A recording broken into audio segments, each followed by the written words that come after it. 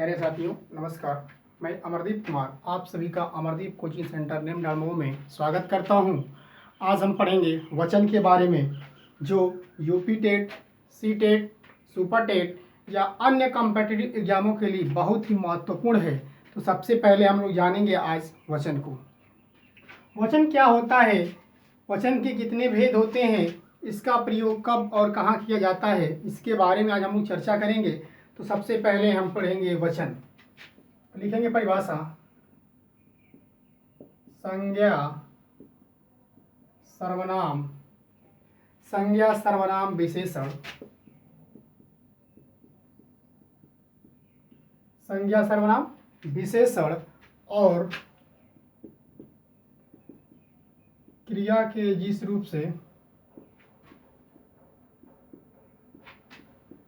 क्रिया के जिस रूप से संख्या का बोध होता है,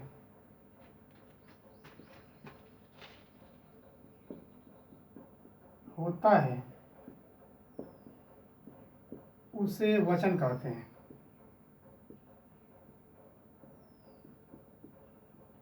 फिर से एक बार समझिए, कौन क्या रहा है, परिभाषा क्या है? संज्ञा सर्वनाम विशेषण और क्रिया के जिस रूप से संख्या का बोध होता है उसे हम क्या कहते हैं? वचन कहते हैं। वचन में जैसे वचन होता है, वचन के कितने भेद होते हैं? तो वचन के दो भेद होते हैं। हिंदी हम पढ़ रहे हैं तो हिंदी में जो होता है वचन दो प्रकार का होता है। पहला होता है एक वचन और दूसरा होता है द्विवचन, बहुवचन। इसमें द्विवचन नहीं होता है। यानी हिंदी में कितने वचन होते हैं? दो वचन, एक वचन और बहुवचन। ठीक है, तो सबसे पहले हम वचन के एग्जाम्पल देखेंगे। जैसे अगर हम लिख लेते हैं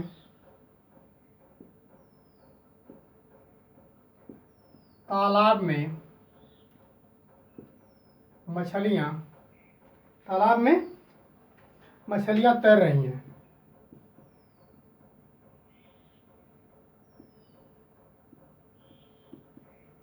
अब ध्यान से देखिए, इसमें मछलियां हैं यानी मछलियां तैर रही हैं, यानी कई मछलियों की बात की जा रही है। तो यहाँ पे क्या होगा? बहुवचन होगा। अगर ऐसे ही ले लें, माली पौधे सींच रहा है, माली पौधे सींच रहा है। तो ये सब हमारे थे वचन के उदाहरण। अब हम पढ़ेंगे वचन के प्रकार। तो लिखेंगे हम वचन के प्रकार।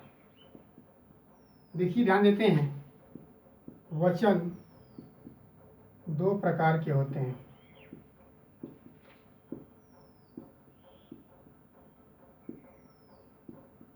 पहला होता है एक वचन और दूसरा होता है बहुवचन। अब हम जानेंगे सबसे पहले एक वचन को। किसको जानेंगे? एक वचन को। यानी एक वचन क्या होता है, सबसे पहले हम इनको जानेंगे। तो लिखेंगे परिभाषा, शब्दों के जिस रूप से, शब्दों के जिस रूप से, यानी शब्दों के जिस रूप से एक वस्तु का बोध होता है, एक वस्तु का बोध होता है, उसे एक वचन कहते हैं। यानी सिंपल सी बात है, जिस शब्द के द्वारा हमें एक वस्तु या व्यक्ति या स्थान का बोध होता है उसे हम क्या कहते हैं? एक वचन कहते हैं। उदाहरण के लिए हम ले लें, जैसे घोड़ा, स्त्री ले लिए। इन तमाम प्रकार के उदाहरण से हम ले लिए। जैसे घोड़ा ले लिए, स्त्री ले लिए, नदी ले लिए, रुपया ले लिए आदि। यानी समझ लीजिए आप ध्यान से, यानी घोड़ा, स्त्री, नदी, रुपया आदि, यानी इस प्रकार के शब्द, यानी जिसके द्वारा हमें एक वस्तु का क्या हो, बोध हो उसे हम क्या कहते हैं? एक वचन कहते हैं। एक वचन के बाद हम पढ़ेंगे बहुवचन के बारे में। किसके बारे में? बहुवचन के बारे में। तो यही हम लिखते हैं बहुवचन। बहुवचन यहाँ पे लिखेंगे शब्दों के जिस रूप से दो या उससे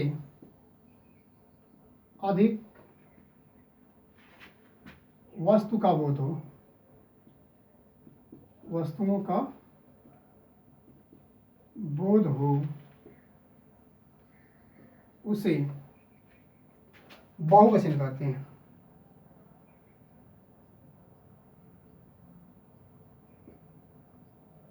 ध्यान दीजिए, कह रहा है शब्दों के जिस रूप से दो या उससे अधिक वस्तुओं का बोध हो उसे हम क्या कहते हैं? बहुवचन कहते हैं। जैसे इसका उदाहरण हम ले लेते हैं।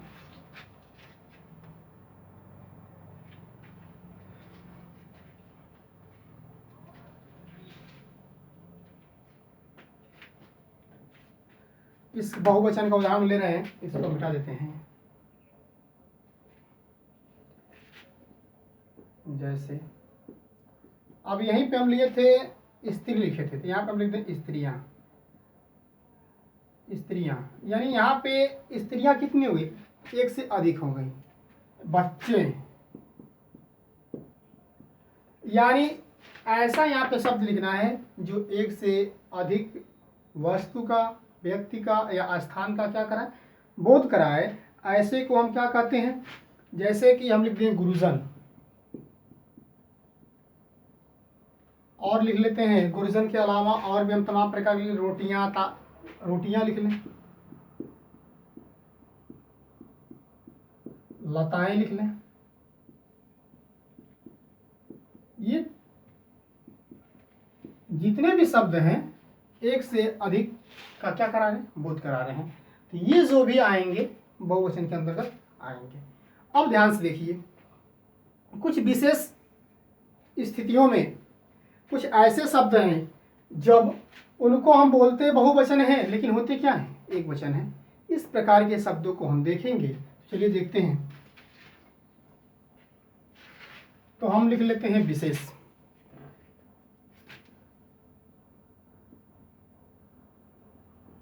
विशेष में हम पहला लिख लेते हैं आदरणीय।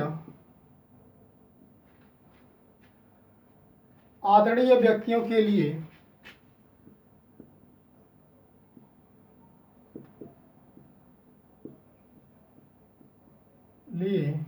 आदरणीय व्यक्तियों के लिए सदैव बहुवचन का प्रयोग किया जाता है। सदैव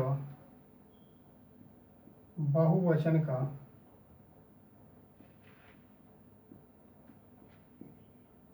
प्रयोग किया जाता है।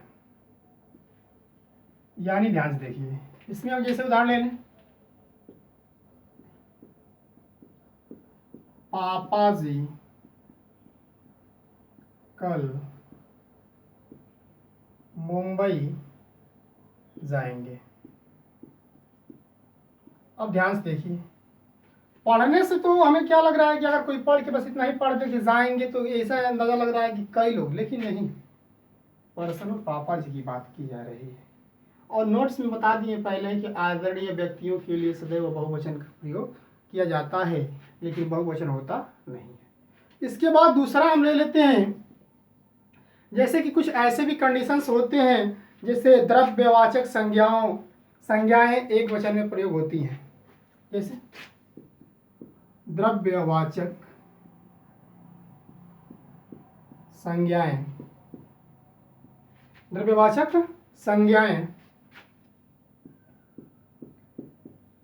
एक वचन में प्रयोग होती हैं।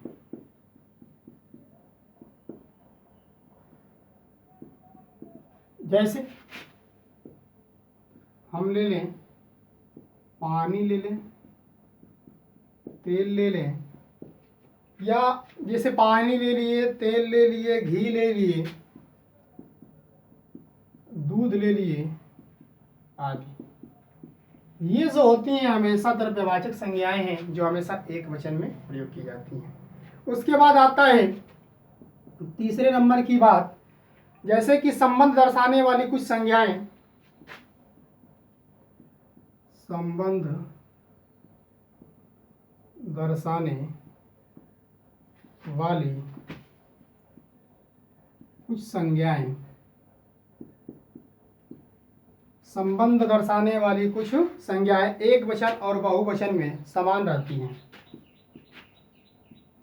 एक वचन और बहुवचन में समान रहती हैं।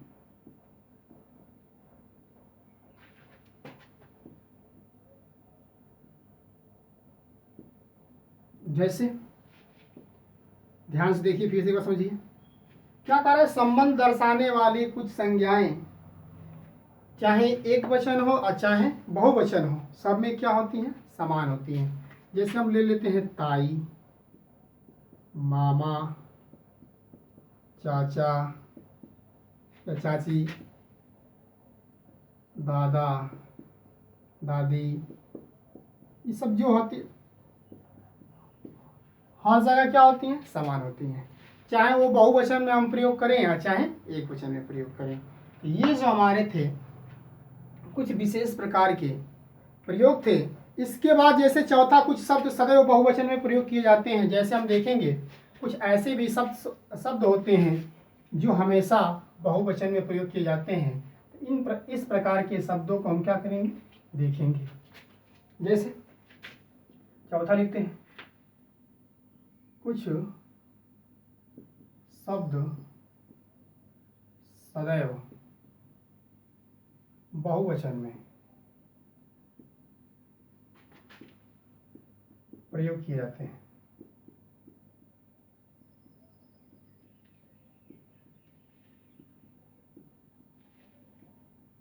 जैसे कुछ बता के क्या बता रहे हैं, कुछ शब्द सदैव बहुवचन में प्रयोग किए जाते हैं।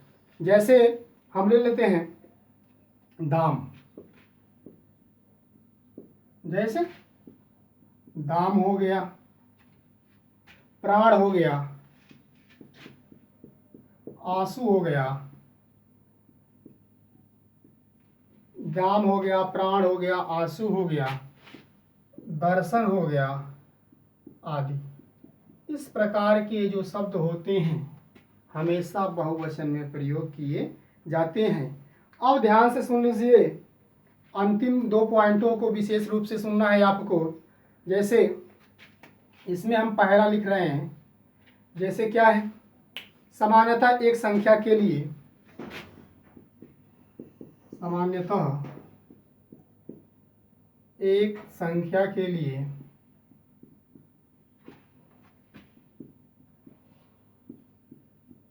एक वचन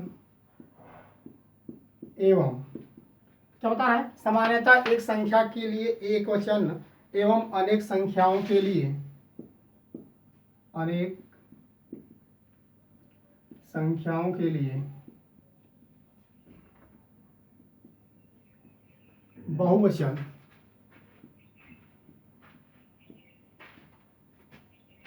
प्रयोग किए जाते हैं, प्रयोग किए जाते हैं या प्रयोग होता है। ये हमारा पहला पॉइंट था। दूसरा पॉइंट क्या है, जैसे कि कभी कभी कभी कभी एक के लिए, यानी हमेशा नहीं, कभी कभी एक के लिए बहुवचन, बहुवचन और अनेक के लिए, अनेक के लिए एक वचन का प्रयोग होता है। एक वचन का प्रयोग होता है। यानी ये हमारे जो थे मेन टॉपिक थे। अब देखिए समझ लीजिए इसको कैसे कैसे क्या होता है। इसमें क्या होता रहा है, सामान्यतः एक संख्या के लिए एक वचन और अनेक संख्याओं के लिए बहुवचन का प्रयोग किया जाता है। जैसा कि हम वीडियो में भी बताए हैं कि अगर जिस संज्ञा, सर्वनाम या विशेषण या क्रिया के द्वारा एक संख्या का बोध होता है उसे हम एक वचन कहते हैं। और दूसरी बात यह बताए हैं कि जिस शब्द के द्वारा दो या दो से अधिक संख्याओं का बोध होता है उसे हम क्या कहते हैं, बहुवचन कहते हैं। उसमें कुछ कंडीशंस थे जिसको हमने बताया आपको। उसमें से क्या था, कुछ शब्द सदैव बहुवचन में प्रयोग किए जाते हैं, जैसे दाम, प्राण, आंसू, दर्शन आदि। यानी इस टाइप्स की जो भी शब्द होते हैं हमेशा बहुवचन में प्रयोग किए जाते हैं। नोट्स में क्या बताया है ये तो समझ लीजिए आप। एक के लिए एक वचन, एक से अधिक के लिए बहुवचन। बात यह आती है कि कभी कभी एक के लिए बहुवचन, एक के लिए, जैसे हम बताए थे अभी एग्जाम्पल में, क्या, पापा जी कल मुंबई जाएंगे। पापा जी एक थे लेकिन लास्ट में क्या, जाएंगे, बहुत ज़्यादा दिखा रहा था, यानी एक से अधिक दिखा रहा था, लेकिन था ऐसा कुछ नहीं। फिर क्या करा, अनेक के लिए एक वचन, जैसे दादा दादी। ठीक है, ये सब जो हमारे थे वचन और वचन के भेद थे, उससे कुछ संबंधित एग्जाम्पल्स यानी उदाहरण थे। अगर वीडियो अच्छी लगी हो तो लाइक कीजिए, शेयर कीजिए, सब्सक्राइब कीजिए। धन्यवाद।